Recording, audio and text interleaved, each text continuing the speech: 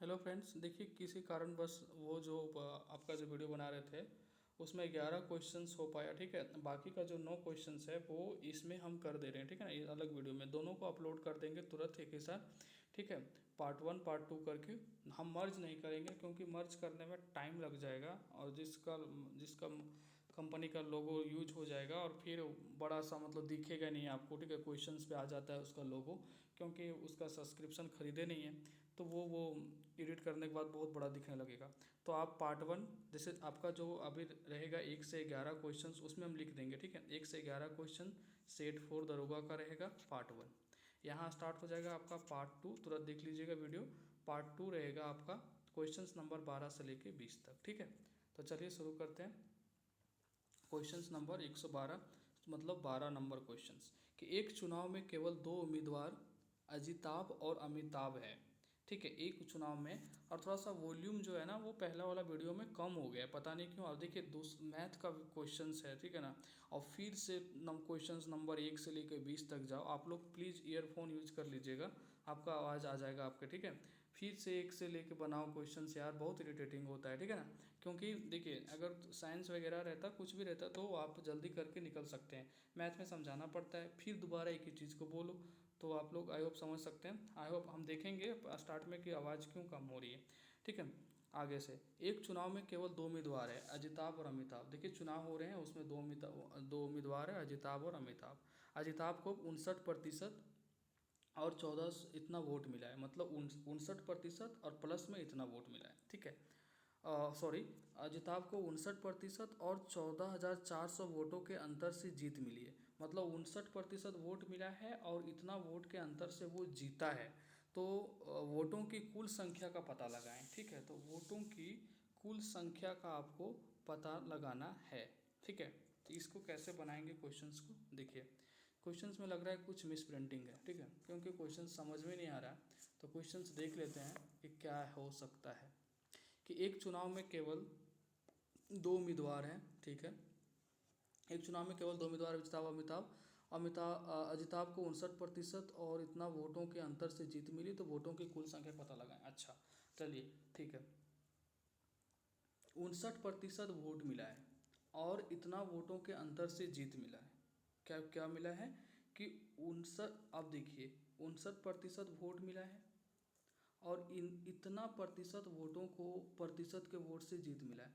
तो 59% इसको मिला है, तो दूसरा उम्मीदवार है उसको कितना मिला होगा, 41। ठीक है, अजिताभ को अगर 59 मिला है तो अमिताभ को कितना मिला होगा, 41, क्योंकि दोनों का जोड़ के 100 होगा। कोई भी चीज़ 100% होता है। अब इस दोनों का जो अंतर है, कितना अंतर है, 18%। यही 18% जो अंतर है, वही बोल रहा है ना कि 14,400 वोटों का अंतर से जीता है। यही दोनों, जो एक को 59 मिला, एक को 41 मिला, तब 100 हुआ। और 59 वाला क्यों जीता, क्योंकि 18% वोट इसको ज़्यादा मिला है। अब यही अंतर है और अंतर दे रखा है आपको 14,400। अगर इसको आप करते हैं 18 कितना होता है, 44 से। ठीक है, तो ये कट जाएगा, 1% बराबर आ जाएगा आपका कितना, 800। तो 100% बराबर कितना आएगा, वोट तो 100% होता है, 100 से मल्टीप्लाई कर दीजिए, यानी 8 पे 4 जीरो, 80,000 वोट होगा आपका ए नंबर। तो वोटों की कुल संख्या कितना है, 80,000। ठीक है, देखिए ये मेथड से बनाइए क्वेश्चंस, कितना आसान है। आपको क्वेश्चंस में क्या है कि अमिताभ को 59% मिला, तो अमिताभ जो है ना उसको क्या मिलेगा, 41% मिलेगा। और दोनों का डिफरेंस कितना होगा, 18%, और वो डिफरेंस दे रखा है यहाँ पे। तो 1% बराबर हम निकाल लिए 800, तो 100% बराबर कितना। ठीक है, क्वेश्चंस का सेटिंग देख रहे हैं कैसे है, तो आप लोग समझिए इस बात को, कॉन्सेप्ट को समझिए। ठीक है, क्वेश्चन नंबर 13, देखिए टाइप करने वालों ने कैसे कैसे टाइप किया यार, उसको बताना पड़ेगा। ठीक है, तो थोड़ा सा ध्यान दीजिएगा कि एक स्कूटर 23,500 रुपये की, एक स्कूटर 23,500 रुपये की दूर से, क्या यार, चलिए मैंने उसको बोल रखा है यार कि अच्छे से टाइप करना, बट क्या करूं। ठीक है, एक स्कूटर ने 23,500 रुपये की दर से प्लस जीएसटी, मतलब 23,500 रुपये की दर से प्लस में जीएसटी दिया 18% पर बिकता है। ठीक है, पर बिकता है, तो खरीदार द्वारा जीएसटी की रकम कितनी दी गई होगी, पता लगाएं। देखिए 23,500 रुपया का 18% निकाल दीजिए, यही तो जीएसटी दिया है ना, दर से अब प्लस में इतना दे रहा है, तो इसका 18% GST निकाल दीजिए। GST की रकम कितनी दी होगी, 18% निकाल दीजिए, इसका आ जाएगा आपका आंसर। आपका आंसर हो जाएगा 4230। कुछ नहीं करना था, आपका आंसर हो जाएगा 4230 ए नंबर। ठीक है, थोड़ा सा टाइपिंग इशू है, कल से कुछ नहीं होगा इशू। ठीक है, सब चीज़ अच्छा से चलेगा। अब प्लीज़ ये पार्ट नंबर 2 है, उसमें 11 क्वेश्चन है। देखिए मर्ज करना आसान है, क्योंकि दोनों वीडियो को मर्ज कर देंगे आपको मिल जाएगा, ऐसा कुछ नहीं, ऐसा कोई दिक्कत। लेकिन यहाँ मर्ज करने जाओ उसमें भी टाइम वेस्ट होता है। ठीक है ना, तो हम चाहते हैं आपको बस सीखने से मतलब है ना, हमें उतना कुछ अच्छा से दिखाना नहीं है कि हम इतना अच्छा से करते हैं। ठीक है, आप सीख जाइए बस काफ़ी है। 2 वीडियो हो जाएगा तो क्या दिक्कत है। ठीक है, दोनों एक बैक टू बैक अपलोड कर देंगे। ठीक है, क्वेश्चन नंबर 14 कि एक शंकु सिलेंडर को पिघलने से, एक शंकु मतलब पिघलाने से मतलब मेल्ट करने का बात हो रहा होगा।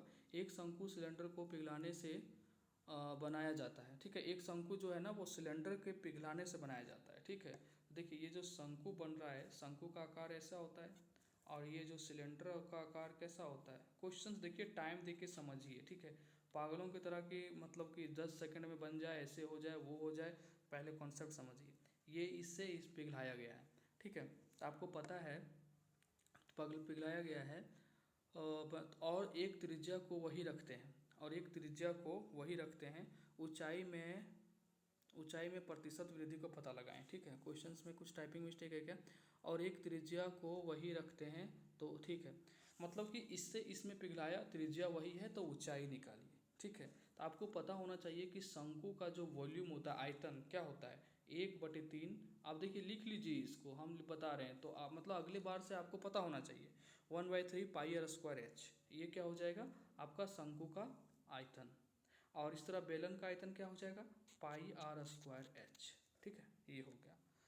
अब ये दोनों अगर इससे इसमें पिघलाया गया है और इससे बनाया गया, मतलब दोनों का आयतन बराबर होगा। एक चीज़ बताइए आप, एक रबड़ है मतलब कि कुछ भी है, मतलब बड़ा सा, उसको पिघला दिए और उसको कुछ और आकार दे दिए, मतलब चीज़ तो वही है ना, आयतन तो वही मतलब होगा दोनों का पिघलाने से। कहने का मतलब वही हो गया। तो जब दोनों का आयतन बराबर है तो बराबर कर दीजिए, 1/3 πr² बराबर πr²h, ये बराबर हो गया।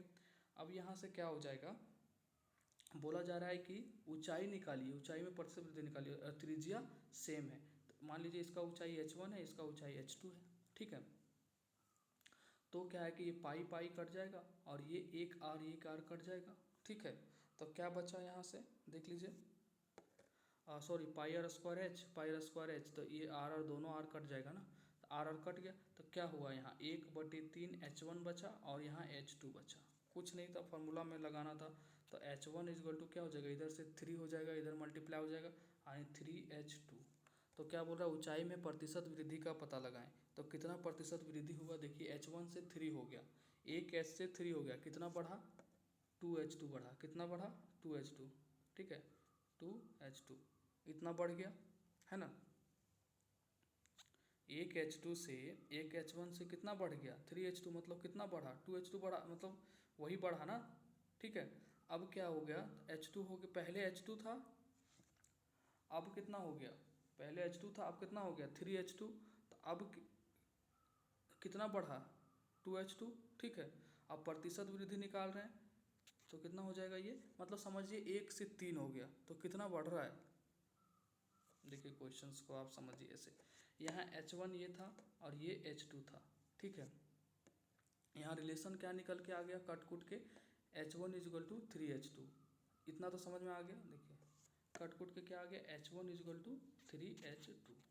ठीक है, तो ये पहले कितना था, ये h2 पहले कितना था, h2 था ओनली, जब फार्मूला लिख रहे थे नहीं, देखे πr²h2, ये कितना था, h2 था, अब कितना हो गया 3h2 हो गया, कितना 3h2, तो बढ़ा कितना 2h2, क्योंकि h2 से यहाँ जो फार्मूला लिख रहे थे सिलेंडर का, सिलेंडर से ही बनाया गया है ना। देखिए सिलेंडर से बनाया गया है शंकु, तो सिलेंडर का फार्मूला क्या था, πr²h2, तो ये h2 से 3h2 हो गया, यहाँ h देख रहे हैं कितना बढ़ा, 2h2, कितना से बढ़ा, कितना से बढ़ गया, h2 से बढ़ा है, तो जितना से बढ़ा वो h2 नीचे आएगा गुने 100, तो ये h2 कट जाएगा, 200% बढ़ा, कितना 200%। आपका आंसर हो जाएगा डी नंबर, क्या हो जाएगा डी नंबर, यहाँ 200% नीचे है, ये आंसर होगा आपका। देखिए कंफ्यूज नहीं होइए, क्वेश्चंस कुछ नहीं था, दोनों का जो एक देखिए यहाँ एक शंकु है और यहाँ एक सिलेंडर है। अब इस सिलेंडर से जो है वो शंकु बनाया जा रहा है, तो सिलेंडर का फॉर्मूला होता है पाई आर स्क्वायर एच, ठीक है, पाई आर स्क्वायर एच होता है वॉल्यूम का, और ये होता है 1/3 पाई आर स्क्वायर एच। तो देखिए मान लीजिए कि ये H2 है, ये H1 है, तो ये H2 से जब रिलेशन देखिएगा H1 तो वही है और H2 आपका हो जा रहा है, जब रिलेशन निकाले थे 3H2, तो ये H2 जो है वो 3H2 में बढ़ जा रहा है ना, तो कितना बढ़ा, तो इस दोनों में माइनस करिएगा तो 2H2 बढ़ा, और कितना से बढ़ा, पहले कितना था H2 था, तो H2 पहले वाला नीचे लिखेंगे, तो ये 200%, ठीक है। चलते हैं क्वेश्चन नंबर 15 की ओर। क्वेश्चंस अच्छे अच्छे क्वेश्चंस हैं, ठीक है ना। देखिए आप कोई भी प्रैक्टिस का आप बोलिएगा, अगर झारखंड का नहीं करवाना है, अगर आप मॉडल सेट करवाने बोलिएगा तो कोई भी इतने मार्केट में बुक आए हैं, ठीक है, आप सजेस्ट करिए कोई भी बुक कि सर इस बुक से आप डेली 20-20 क्वेश्चंस का प्रैक्टिस करवा दीजिए, ठीक है, हम करवा देंगे, कोई दिक्कत नहीं। लेकिन मेरा मानना ये है कि झारखंड का जो भी एग्ज़ाम हुआ है वो अगर पूछा हुआ क्वेश्चंस करिएगा तो ज़्यादा बेटर है। जैसे ही आपका 25-30 सेट खत्म हो जाता है तो कोई अच्छा सा बुक जो मार्केट में आया होगा उसका आपका सारा सेट करवा देंगे, ठीक है। हमें कोई भी क्वेश्चंस मैथ्स में बताने में हमें कोई झिझक ही नहीं, कोई दिक्कत ही नहीं, ठीक है। चलते हैं 15 नंबर क्वेश्चन की। यदि 8 सेंटीमीटर चौड़ाई वाला आयत का क्षेत्रफल 64 सेंटीमीटर परिमाप वाले वर्ग के क्षेत्रफल के बराबर है तो आयत की लंबाई कैसी है। देखिए अब इस क्वेश्चन आसान है, अगर आपको लैंग्वेज नहीं समझ में आता है तो ये क्वेश्चन कैसे बनेगा। देखिए यदि 8 सेंटीमीटर चौड़ाई वाला आयत है, देखिए ये आयत हो गया, 8 सेंटीमीटर इसका चौड़ाई है, ठीक है, ये आयत है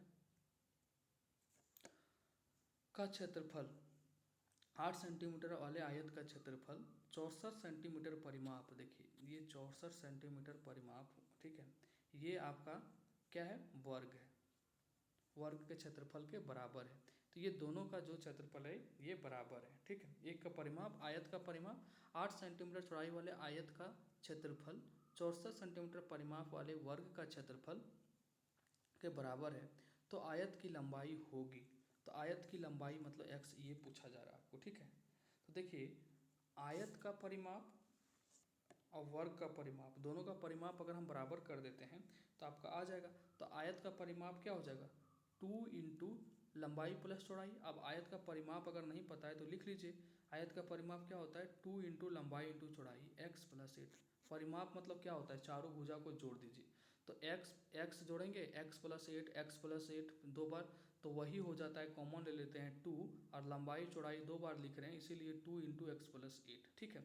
तो ये लंबाई ये हो गया आपका आयत का परिमाप। वर्ग का परिमाप क्या होता है, वर्ग का परिमाप आपका 16 दे रखा है, ये 16, ये 16, ये 16, ये 16 हो जाएगा, तो ये आपका दे रखा है 64, ठीक है। अब देखिए यहाँ से अगर x प्लस 8 लिखते हैं तो इस 64 यहाँ 2 से इसको कट जाएगा, ये हो जाएगा 32, ये हो जाएगा 32, तो x बराबर कितना हो जाएगा, 32 में से 8 कट जाएगा तो 24। तो आपका आंसर क्या हो जाएगा, x यही तो 24 था, ये आ जाएगा आपका 24 ये नंबर, ठीक है। तो दोनों का परिमाप का बराबर कर दिए, तो परिमाप बराबर कर दिए, अपने आप आंसर आ गया, ठीक है। चलते हैं क्वेश्चन नंबर 16। किसी कमरे के फर्श की माप 5 मीटर, 4 मीटर तथा उसकी ऊंचाई मतलब लंबाई ये है, 1 सेकेंड लंबाई कितना है 5 मीटर, चौड़ाई कितना है 4 मीटर, उसकी ऊंचाई इतना है। कमरे की दीवार तथा छत पर रोगन करना है, रोगन मतलब पेंट करना है, ठीक है। रोगन किए जाने वाले भाग का क्षेत्रफल वर्ग मीटर में आपको क्या होगा, ठीक है। देखिए आप जिस रूम में बैठ के पढ़ रहे हैं, ठीक है,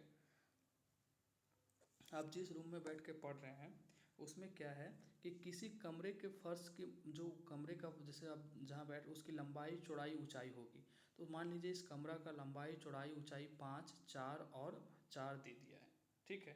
तो आपको क्या करना है, दीवार, ठीक है, तो कमरे की दीवारों तथा छत पे रोगन करना है, कमरों की दीवार। तो आप देखिए अगर हम दीवार के लिए लिखते हैं 2 इंटू एल प्लस बी, ठीक है, क्यों 2 इंटू एल प्लस बी क्यों लिख कर रहे हैं, क्योंकि कमरों की दीवार पे करना है। तो देखिए दो दीवार हो गया, इधर इधर 4 4 दीवार हो गया, ऊपर छत है कि नहीं, तो इंटू एच, प्लस में L plus B, L into B, sorry L into B. ऐसा क्यों हो रहा है देखिए, आप समझने का कोशिश करिए। आप समझाते हैं कि ये छत के लिए, देखिए ये छत के लिए लंबाई गुने चौड़ाई, ये छत का हो गया, ये छत का है लंबाई गुने चौड़ाई। छत में क्या है, लंबाई है और चौड़ाई है, तो ये छत का हो गया। अब 2 गुने एल प्लस बी। अब एक तरह से जो कमरा है, अगर छत को हटा दीजिएगा तो कितना दीवार बचा, 1 2 3 4। अपने कमरे में अब नज़र घुमा के देख लीजिए, चार दीवार बचा। तो उस दीवार में लंबाई और चौड़ाई होगा, है कि नहीं? उस दीवार में लंबाई और चौड़ाई होगा, है लंबाई चौड़ाई भी है दीवार का, तो और उसका ऊंचाई भी है।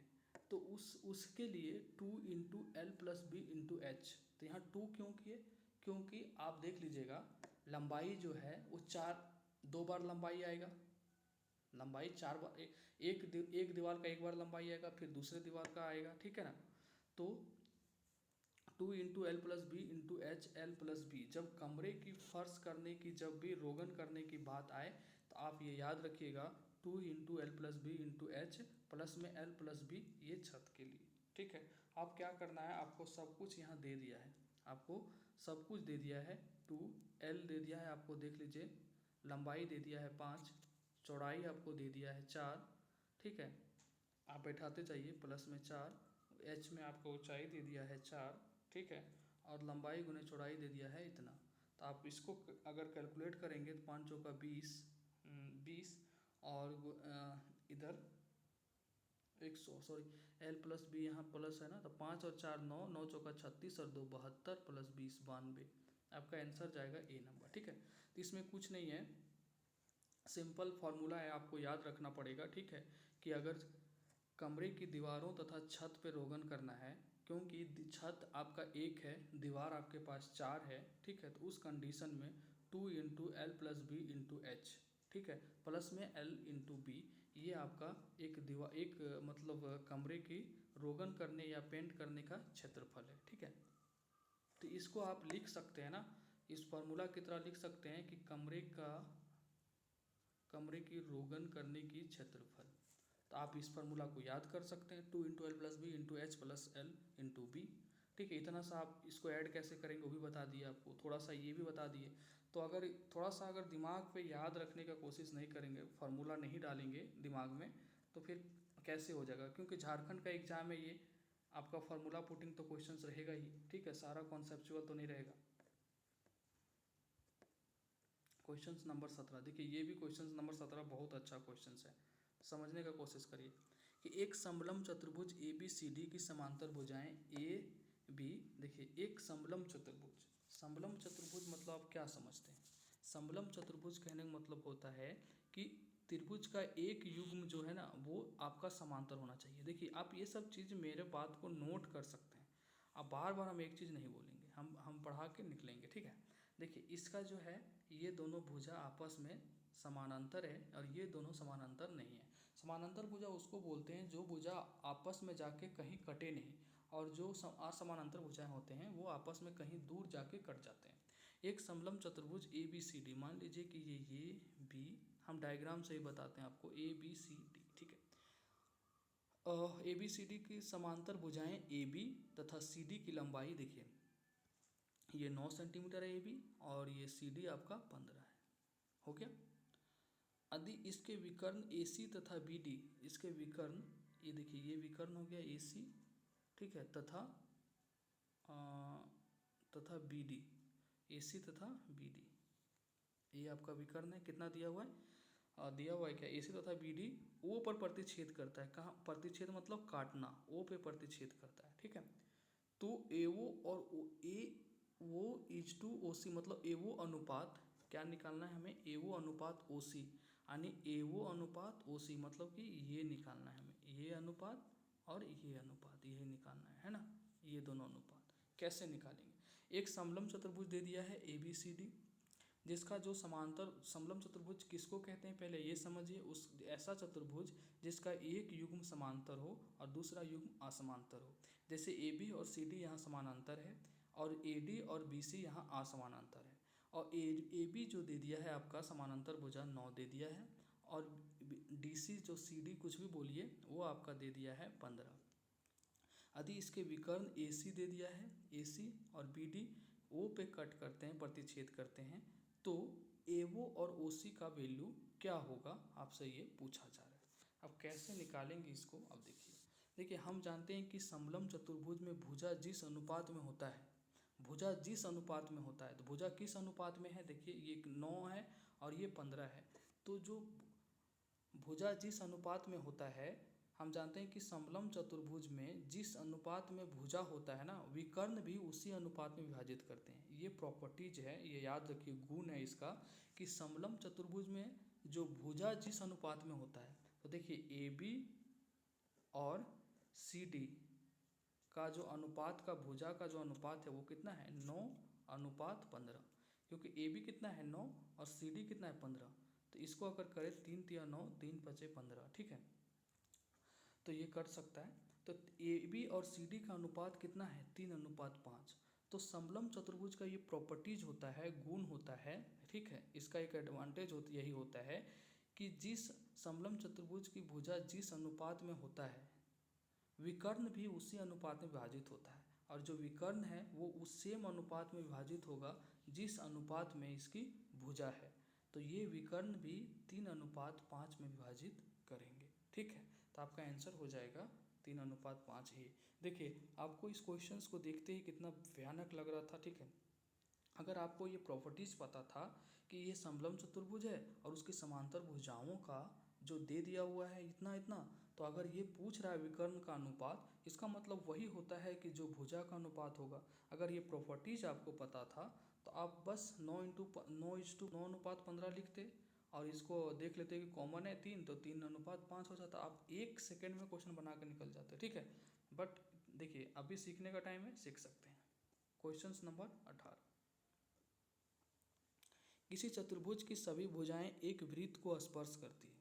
किसी चतुर्भुज की सभी भुजाएं एक वृत्त को स्पर्श करती है, ठीक है। देखिए क्वेश्चंस क्या है, ध्यान से देखिए कि एक चतुर्भुज है कि सभी भुजाएं एक वृत्त को स्पर्श करती है, ठीक है। मान लेते हैं कि ये हमारा एक चतुर्भुज बना लेते हैं, ये हमारा हो गया चतुर्भुज, ठीक है। क्वेश्चंस क्या है कि किसी चतुर्भुज की सभी भुजाएं एक वृत्त को स्पर्श करती है। वृत्त ये हो, मान लीजिए कि यहाँ वृत्त, ये ऐसा वृत्त नहीं बन पा रहा है ना, थोड़ा सा सॉरी, एक सेकेंड, ऐसा वृत्त लेना पड़ेगा जो सबको मतलब टच करे, सभी भुजा को। अच्छा एक सेकंड रुकिए, इसको फिर से करते हैं, पहले वृत्त बना लेते हैं, हो गया। अब लेते हैं ये,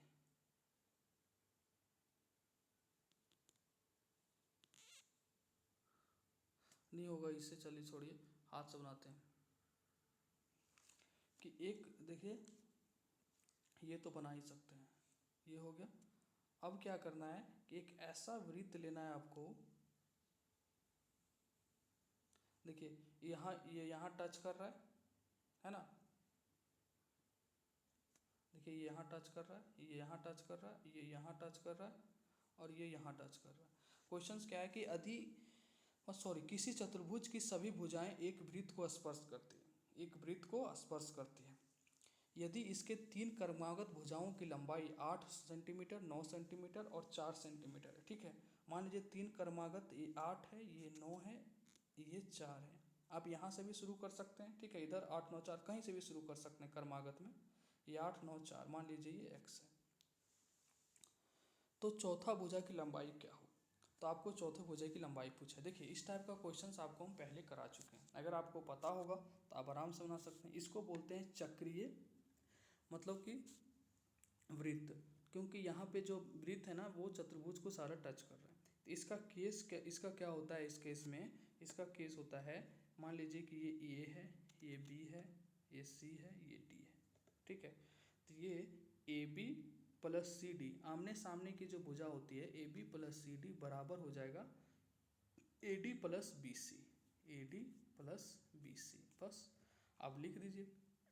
AB प्लस DC कितना है, CD 8 4 12 बराबर में AB प्लस में BC, AD प्लस में BC क्या हो जाएगा 9 प्लस x, तो x बराबर क्या हो जाएगा 12 में से 9 जाएगा 3, आपका आंसर क्या हो जाएगा A होगा। ठीक है, मतलब इसका जोड़ के बराबर होगा, इसका जोड़ के बराबर। अगर आपको ये पता था तो क्वेश्चन आसान था, अगर आपको ये नहीं पता है तो आप लिख लीजिए, अगली बार से पता हो जाएगा। ठीक है, क्वेश्चन नंबर 119 मतलब क्वेश्चन नंबर 19। ठीक है, सेट नंबर 4, उस कोण का मान क्या है जो अपने संपूरक कोण के चौथे भाग के बराबर है। उस कोण का मान क्या है, देखिए अब इस क्वेश्चन को समझने का फिर है। ठीक है, उस कोण का मान क्या है जो अपने संपूरक कोण, आप सबसे पहले आपको ये जानना होगा कि संपूरक कोण क्या होता है। ठीक है, अगर आपको संपूरक कोण नहीं पता तो आपको नहीं पता। संपूरक कोण वैसे कोण को कहते हैं जिसके कोणों का योग 180 डिग्री हो, क्या हो 180 डिग्री। अब पूरक कोण किसको कहते हैं, पूरक कोण उसको कहते हैं जिसके कोणों का योग 90 डिग्री हो। ठीक है, आप फिर से लिख सकते हैं। तो क्या बोल रहा है, उस कोण का मान क्या है जो अपने संपूरक कोण के चौथे भाग के बराबर है। तो अपने संपूरक कोण यानी क्या 180 डिग्री का चौथा भाग के बराबर है, यानी 1/4 इसका चौथा भाग, यानी क्या हो जाएगा 45 डिग्री। बस क्वेश्चन कुछ नहीं था, आपका आंसर हो जाएगा बी नंबर। ठीक है, चलते हैं क्वेश्चन नंबर 120 की ओर। क्वेश्चन नंबर 120 यानी क्वेश्चन नंबर 20, ये आपका होमवर्क है, ये आपको बनाना है। ठीक है, अगर आप लोगों ने वीडियो लास्ट तक देखा है तो आपको कोई जो भी समझ में आए प्लीज़ कमेंट करिएगा, अगर बोलिएगा तो अगली बार इसको बता देंगे। ठीक है, अगर आपसे नहीं बनता है तो क्वेश्चंस क्या है थोड़ा सा समझा देते हैं कि 140 मीटर की रस्सी से घेरा जाने वाला कौन सा आयताकार क्षेत्रफल में सबसे बड़ा होगा। ठीक है, तो देखिए 140 मीटर की रस्सी से घेरा जाने वाला कौन सा आयताकार क्षेत्रफल में सबसे बड़ा होगा। अब 140 मीटर की रस्सी है। ठीक है, अब इसको घेरना है, आयताकार बनाना है, ऐसे बनाना है। ठीक है, अब इसमें पूछा जा रहा है इसका कॉम्बिनेशन में कौन सबसे ज़्यादा बड़ा होगा। ठीक है, तो आपको ये करना है। तो आपको क्या समझते हैं इस क्वेश्चन से आपको हम बता देंगे, फिर आप कमेंट में करके ज़रूर बताएं कि क्वेश्चन कैसे बनेगा। अगर आपको पता है तो please step by step solve करके आप कमेंट कर सकते हैं। ठीक है, तो आपको ये वीडियो मिल जाएगा कल, तब तक के लिए बाय।